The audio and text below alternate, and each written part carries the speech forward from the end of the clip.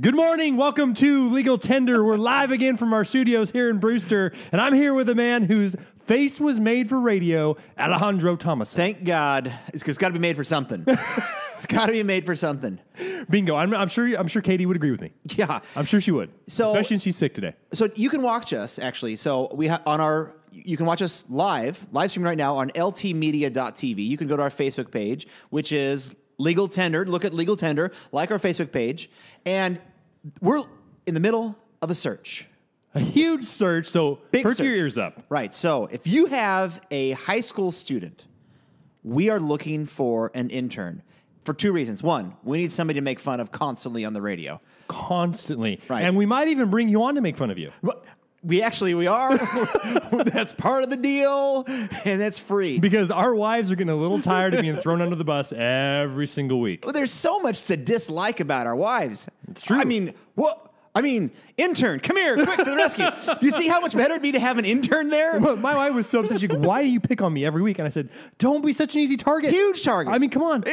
You're kidding me. Huge. She's sitting right here glaring. Right now. Look at her arms and legs are crossed, and she's smirking. Oh, shit. Horrible If anybody family. has a spare bedroom, my phone number is... Never mind. Right. Okay. So, number one, we're looking for an intern to make fun of. But number two, we're looking for an intern who actually wants to learn the inside of the radio business. We want them to be able to do our editing. We've got cameras set up. We've got all of our lights. We've got some pretty high-tech equipment here. Yeah. And we want to be able to build in the local community here with our kids.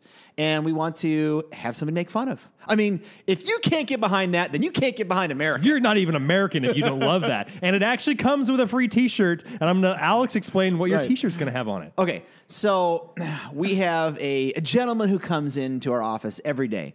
He's 92, and we actually will create. Cody and I have this thing where we create T-shirts based upon hilarious or stupid things that people say. I mean, we have a T-shirt, for crying out loud, that's this obnoxious orange color that says, "Where's my avocado?" Where's my avocado? What does it even mean? It's a fantastic story. Well, you got to know the whole story. You do. But, so Bert one time came in, and he was sitting there staring out the window. And I said, Bert, what are you doing? And he said, I'm looking for so-and-so. I said, well, you're staring at a blank, empty street. What are you doing? And he turned to me, and he smirked and said, everybody's got to be somewhere. And I looked, and I said, I don't know what that means, but it's compelling. And I took a picture, and I immediately put it on the T-shirt, gave you one, me one. We walk around. Where's the gym? Proud as could possibly be. I mean, it's amazing because the guy has so many one-liners. We actually keep track of them because we actually are behind now. We have to make more T-shirts. Yes. He's got so many one-liners. So this was just so great about being in a small area, in a small town. People come in and they say the best things.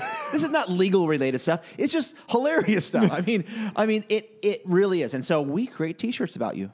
That's just what we do. And we hope one of these days we're going to have some of these characters on our radio show because... They are. Get ready for the guest zone coming up. Okay, so back to the intern question. If you guys have someone that wants to make an application, we'll make an announcement in probably about 6 weeks. But we want to have an intern that comes in once a week. They help us set up. They help us get everything filmed. They help us do the editing. And they just learn kind of the radio show, the radio business. So if you got somebody there, send us an email. Which email should we send it to here? info@ltmedia.tv. Info@LT, so legal tender, ltmedia.tv. And so just let us know. Contact us on Facebook. Like our Facebook page. You can watch these videos now live as they're happening. And we'll also have, you can upload it so you can watch past content. The stupid laws. If you believe... We only have 30 minutes. ...that God came down and wrote the revised Code of Washington... You might be right. because there are a bunch of little gods, little kings and queens that said, every law we write is a good law. I mean, isn't that... So we're hearing all over national local media, all over the place about, look at these horrible laws. Look what's happened in Oregon. Look what's happened in Washington. Look what's happened in Idaho. And then, they say, why are the police enforcing that? And then you ask a cop, why would you enforce that? And they say, what? Am I going to just arbitrarily enforce the laws that I like? Right? You know what makes me smile? Huh? the people who are listening to the show go, man, I'm glad I don't have to worry about that. Oh, yes, you do. You criminals. You criminals. Because all of you who are listening to this, you're probably all felons and you don't even know it. I would say this categorically. Every person who's listening to the show right now, you have committed a felony. Without a doubt. You have. You didn't know it, but you did it. And so, like me as a lawyer, I have the capability to commit so many felonies because I deal in so many different pies at one time. Right? And so all these different ethical issues, I have much more of a capability. But if you're driving a truck down the road, right, you have to negligently and recklessly and with disregard for person or property, which is a felony. Look at you citing the code. This I is know, amazing. right? I know.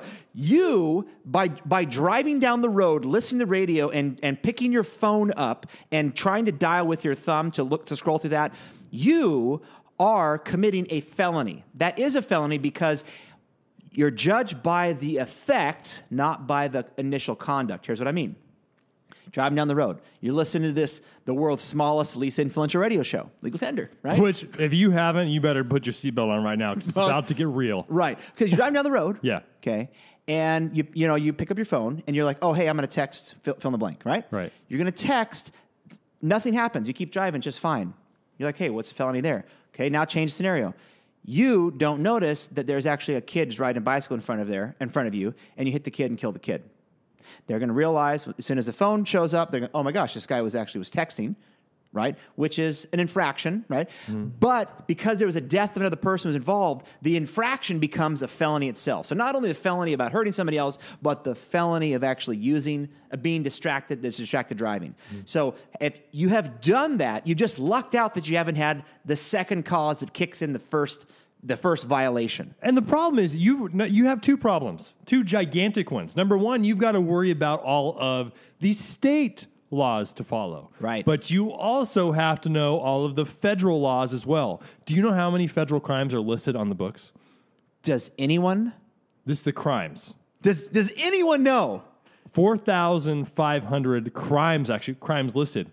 But there's over 300,000 regulations that carry criminal penalties with them. Okay, that makes sense. So I was saying, well, hold on a second, because there's all these subsets and all these other parts that actually that makes total sense. Nobody knows how many laws there are. They've tried to count them. There's been 3 different groups. Who's they? I don't even know. Those guys. The people. The people behind the curtain.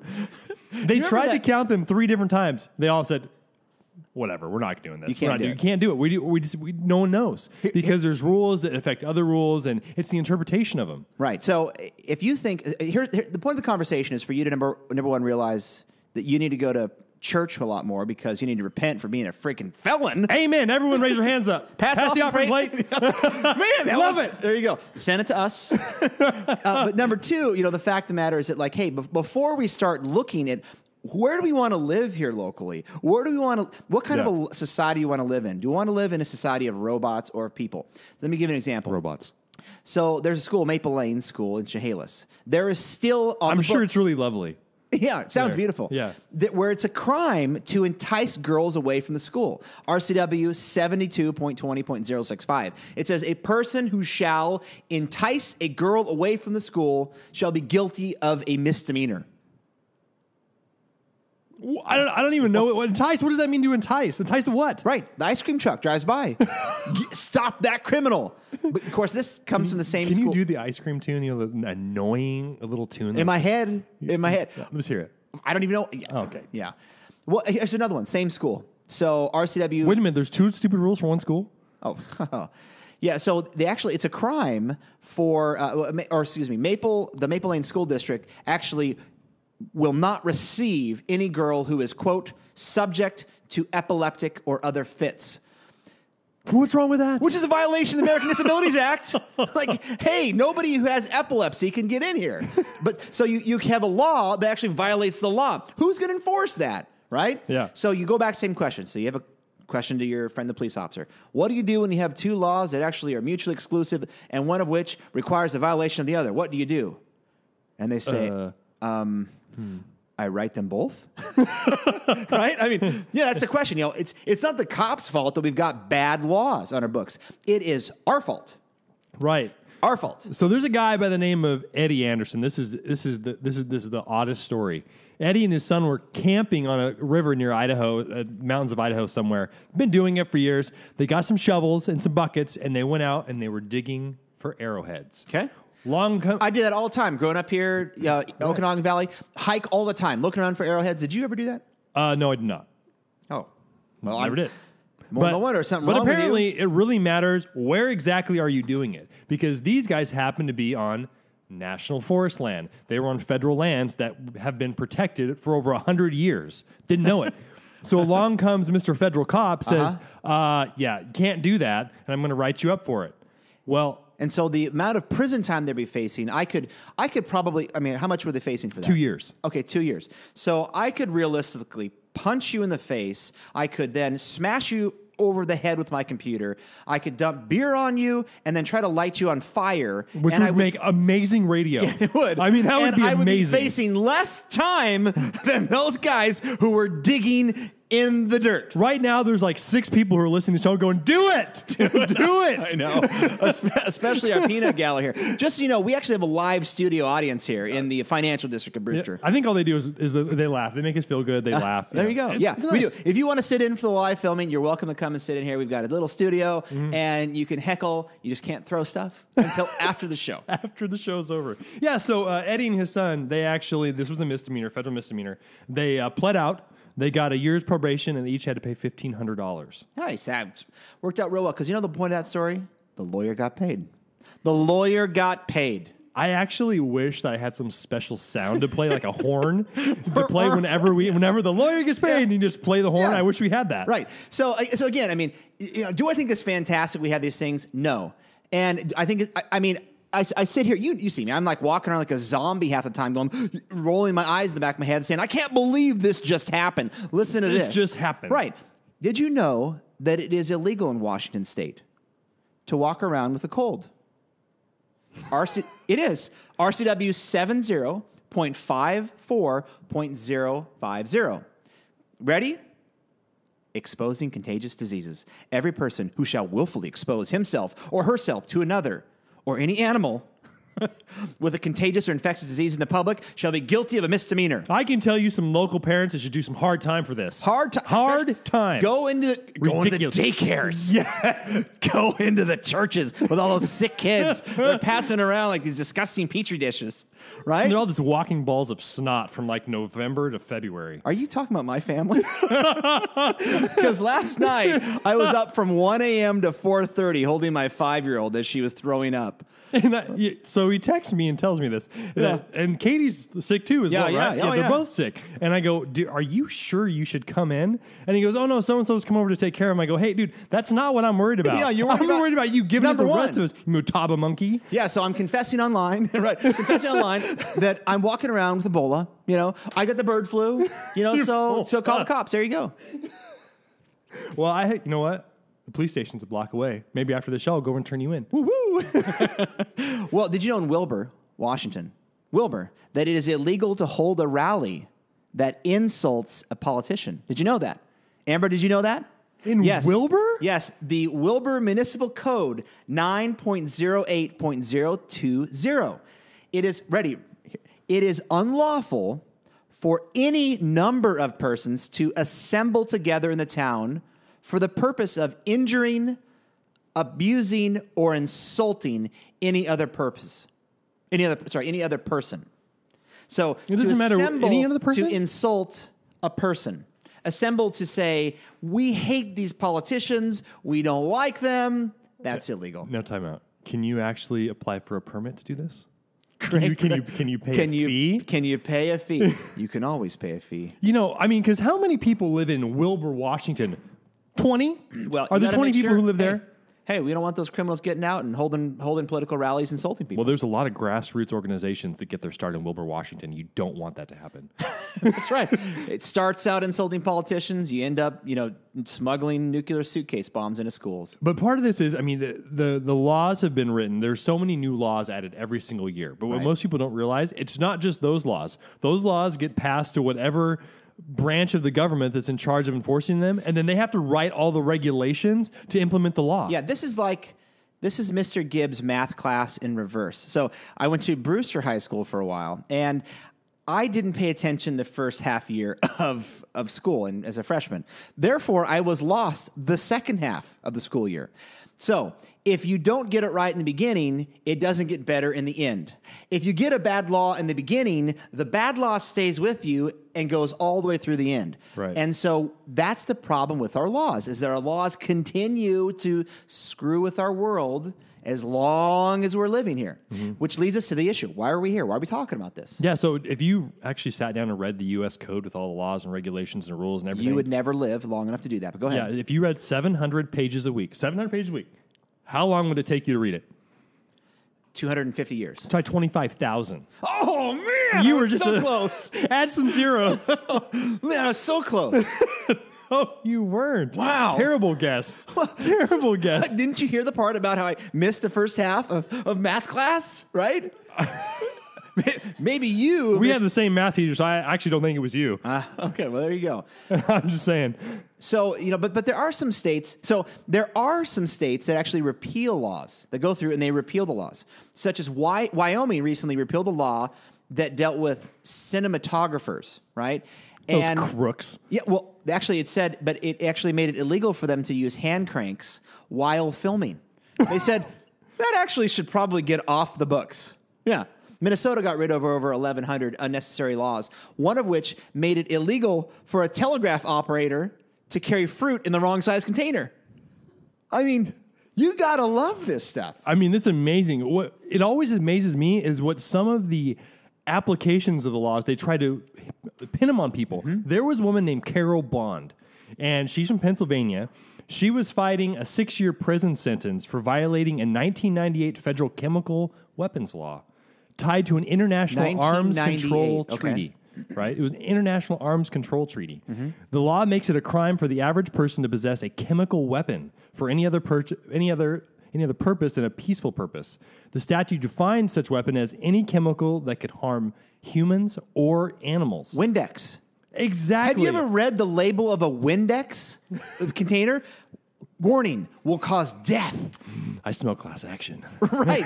Class. Okay, so go ahead. So here she is. Yeah, so here she shows. She gets convicted of this crime based on this sort of treaty. She appeals it. It goes all the way to the Supreme Court. But the really interesting part of the story is, what was she actually being charged for? So she spread chemicals, including an arsenic-based chemical, on the front door handle, the mailbox, and all over the car of a woman who was having an affair with her husband. Okay. And the woman got a burnt thumb. Burnt thumb from one of the chemicals. So that's what she was facing 6 years. She was vandalizing the car of a scorned lover. Yes. Okay. Yes. And so they actually voted unanimously on the Supreme Court that she actually had the right to challenge the federal law. A unanimous decision. And Samuel Alito says, in his opinion, he goes, he was disturbed by the breadth of the regulation and said people could actually be sent to prison for life for pouring vinegar in the bowl to kill someone's goldfish. Yeah. He goes, that's under the law. That's what could happen. Right. And so the point is that if you are involved in the law, right, it is discretion. And discretion is the better part of law enforcement, right? Law enforcement is having discretion. I don't think in our small communities we have the problems we have in large communities, which is where this big distrust for police. You know why I think that is? Why? Because the police live in the community with us. We know them, right? We're friends with them. And if somebody's going to pick on the cops, they're picking on our community. It's not like when you have a big city where you have an outside person who has no accountability. And nobody knows any of the cops anyway, unless they happen to be a family friend. No one knows them. There's too many people. Right. So, but it still does show that, again, a police officer has the option to charge or not charge. Or I should say, to write that a crime has been committed, to fill a probable cause affidavit, to give it to the prosecutor. The prosecutor then can make the decision yes or no. That's how it works. It's just their own personal decision, as opposed to just saying like, hey, let's use our brains for a second. For example, on Frontier Airlines, there was a woman. She had 2 bratty kids. They were quarreling over the window shade seat, right? And when they're doing that, they spilled her Bloody Mary. okay, on her lap on the floor. So she spanked him. 1, 2, 3. Each, on their thighs. They each got 3 spanks? They each got 3 spanks. Oh, I hope she went to prison. So the flight attendant, remember now they're in the air, the flight attendant comes up, she begins screaming at the woman saying, "You're abusing your children." So the mom says, in no uncertain terms, "Get out of my space. This is my kids. Don't you tell me what to do." .com. And she swore at the lady, and she had a can of tomato juice. She threw it on the ground in between her legs, right? And then crossed her arms and then turned her back to the flight attendant. So, plane diversion. Land the plane. Federal agents come on with guns, arrest her, they charge her, and they convict her for a federal felony under the Patriot Act. They charged her under terrorism law. This is a horrible prosecutor. This is somebody who will, if you believe in hell, there's a special place for prosecutors who do things like this. Those are federal prosecutors who should never have ever had the discretion. What? I mean, you're just going, what? You have a mom. You know what? This is actually the only reason. Just trying to get drunk, right? And you have a flight attendant trying to ruin that. The only reason, and all of you just stop what you're doing. The only reason he's making this argument is because his kids are wild on a plane. That is it. I mean, that is the only reason he's making this argument. He's like, I don't want this to happen to me. Oh, yeah. No. So when we went to Mexico, and it's true. I mean, if they could charge kids with terrorism, little kids, now that'd be a good law. That would be a good law. Because my kids, they're straight up terrorists. So I had we were coming back from Mexico, and I had so Katie and the kids, my wife and the kids got in one car. We're in the airport, and we're like, no, it's the wrong car. And I had my little baby, she's 2 years old, Georgiana, with me, and the door closes, and the rail car takes off, and she starts screaming. So 43 minutes later, she's still screaming at the top of her lungs. I'm trying to figure out where you guys are in the airport in SeaTac, and I'm holding her because she's trying to claw my eyes. She's trying to bite me, and she's screaming for 43 minutes. So I'm standing in like a little, I found a little area in SeaTac where I'm standing there holding her. She's, my mom and my dad are there. Oh, my mom and my dad, they leave me. They're like, we are out of here. We're not going to jail. No way. They went and turned you in, I hope. Oh, no. So watch this. Security shows up. And they stand there. I'm holding her arms, pinning her arms down, right? So and I'm just going like, it's okay. I'm thinking, I feel like I was on Frodo Baggins. Slip the it's Silence okay, of the precious. Lambs mask on. Right? I had the Ring of Power going, please don't eat me, Ring of Power. So I see a security guard. He's sitting there. I'm like going, oh no, now there's 2. And I'm sitting there and I'm holding her, trying to hold her arms still. And they're standing sideways looking at me going like, okay, abuser, you alcoholic father. And you're thinking, oh my goodness, I'm going to need an attorney. Yeah. No, I did. I was thinking to myself, okay, what do I say? Okay, first of all, I love the Bill of Rights, so I'm going to not say anything, right? They're going to say, can I help you? I'm going to say, license and registration. I don't answer any questions. I'm going through this stuff and going, okay, I'm going to go to jail. I'm going to go to jail because my kid's throwing a fit. Yeah. And I was thinking of this Frontier case because it's a federal facility, right? And I'm creating a commotion that is likely to cause, a number of people to be disturbed, which is a crime. So even though I was the victim, no doubt I was going to be charged. And I mean, thank goodness, actually a female came by, a female officer. No, I got 3 people. And I was like, oh, she just is really sick and sad. And she's like, oh, really? And she's and I said, yeah. And then she said, okay, I'll talk to him. My favorite part of the whole trip, though, is I don't know if any of you haven't flown internationally in a while. When you come back in and you have to go through customs, you actually have to take a picture of your face. Yeah, you do. And then the immigration officer compares the picture that you just took with your passport to see if you look the same. You have to do it for your kids too. Facial recognition technology. Yeah. So it's going to be in the database forever. And so you have to get your kids to do this.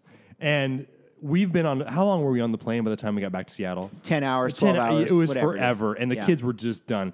Each one of the pictures of Alex's kids, he had them in a headlock, and they all were red in the face and screaming. You couldn't, because I couldn't get their face centered because their face is wiggling back and forth, and I'm trying to hold them, and the guy standing there, his arms crossed. You know, this big guy's like, nope, got to hold it there, hold it there, hold it there. I'm like, well, you put my kid in a headlock then.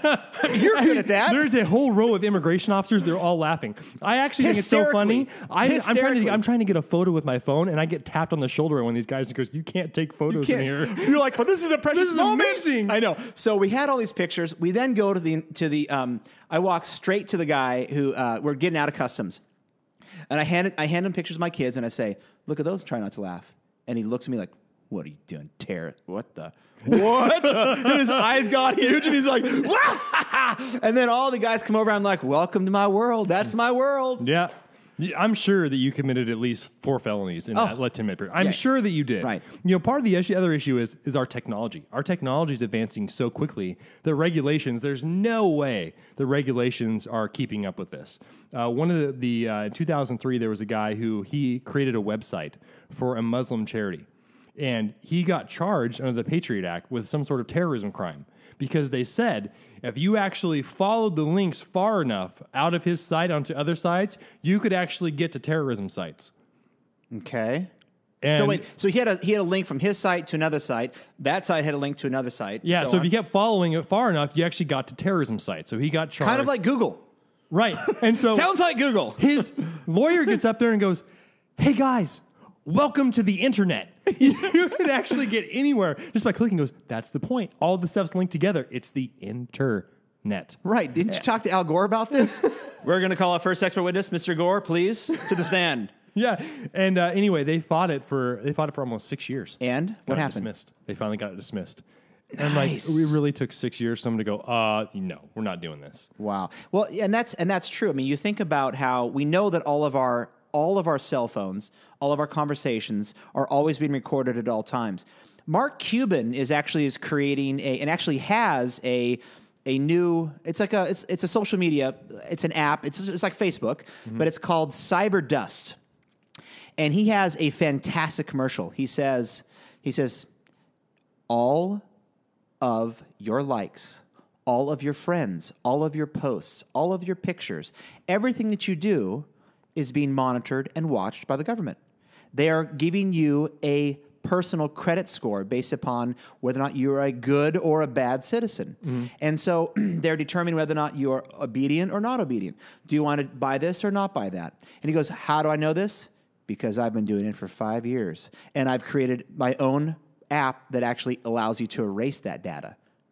That's genius. It is That genius. is genius. Right. And so the commodity now, the value now is being able to dust your tracks from federal and commercial businesses that want to track you and sell you stuff, right? Well, because, what people, probably most people don't realize is when you're on the internet and you're buying stuff and you're searching different sites, all that stuff's being stored. It's all being stored. Right.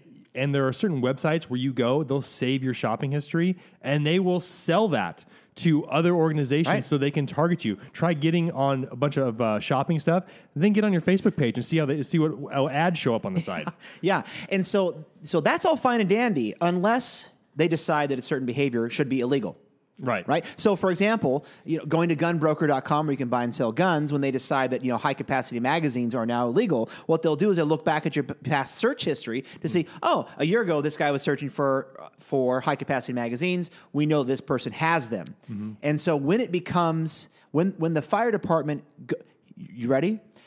When the fire department comes to your house because you have a house fire, the police do not need a warrant to go and search your house for contraband. Did you know that? No, I didn't. It's called the warrant exemption for fire-related premises. So if they know, and this is not some hypothetical. These are the laws in the books now. This is where it's going to go, and this will be the applications. When it gets to the point that there's a restriction on high-capacity magazines, which I think is inevitable, it's going to happen. I think it's ridiculous, et cetera, but I think it's going to happen. then they will be able to, if there's a fire at your house or there's some other emergency, the police will be able to do a sweep, look around, and, oh, wow, look at this. Here's some gun safes here. Look, these are open. Here's high-capacity magazines. You're in violation of the law, and then charge you with felonies. Because there's an exception to the warrant requirement. That exception's been around for 50 years, and they're going to use it now for stuff like that. Have you ever read Ayn Rand? Sure. Yeah. Oh. Not a whole lot, but yeah. Oh, I haven't read. I actually haven't read any of her stuff. I love it. Hey, do you ever read that Einstein guy? Me neither. I love that he's just coloring stuff. I was really hoping you go. No, I've heard of her, but I never read any of her stuff. I was going to go me either. But my wife Amber loves. I was going to say stuff. Yeah, because my sister, she sent. I just rely on her. I just get all the information from her. But anyway, I ran across an Ayn Rand quote, and I was like, anyway, how long has Ayn Rand been dead? I mean, she's been dead for a long time. Right. But this is a quote from Ayn Rand. In our continuing eagerness to purge American society of crime, we've allowed the government to make us all into criminals. Ooh. I was like, ooh. She said that a long time ago. That's way before. I mean, the laws just have accelerated in the past 2 decades. It's the idea of being a nation of children. And that, for example, bicycle helmet laws, seatbelt laws. Hey, look, it's a great idea to wear helmets. I love helmets. Seatbelts. I wore a seatbelt every day, all the time, until they made it the law, right? And then I said, I'm not having somebody tell me what to do, so I'd stop wearing a seatbelt. Well, now I do it because I know it's a pretextual for a stop, and I don't want to have all these other issues. But soft drink size limits in New York. Did you know that it is that if your kid is overweight, there's a mandatory reporting requirement? Yeah. The school's got to say, hey, your kid's fat, and send you a letter that says your kid is fat. Otherwise, the school gets in trouble. What? What are you talking about? Well, I think we can say without a shadow of a doubt, everyone listening to this is a felon. And when you finally get caught, criminals, you know where to go to get some legal advice. You know where to go. Yeah. And you go to Alex Thompson because he's going to help you get out of this mess. Isn't that right? I don't know. I'm saying we should start from the beginning, right? I mean, and so what's the point? We have all these laws that are coming up right now. I mean, here's an easy solution that the next time you talk to somebody, it's having a sunset of the law. The Patriot Act. Heard the Patriot Act? Everybody's heard the Patriot Act. Well, it's sunsetted unless you actually extend it. It means the law expires. We should have all of our codes and all of our laws, they have an expiration date, except for crimes against persons, right? So that type of stuff. This would get rid of all of these ridiculous nannying laws that unless we want them, we wouldn't have some prosecutor that could abuse their discretion and charge a mom who is trying to discipline her kids with terrorism. Which is just absolutely absurd. Right. I mean, pass the offering plate. Unless I'm on the plane with you and then divert that thing and get her off. Yeah. I'm tired of this.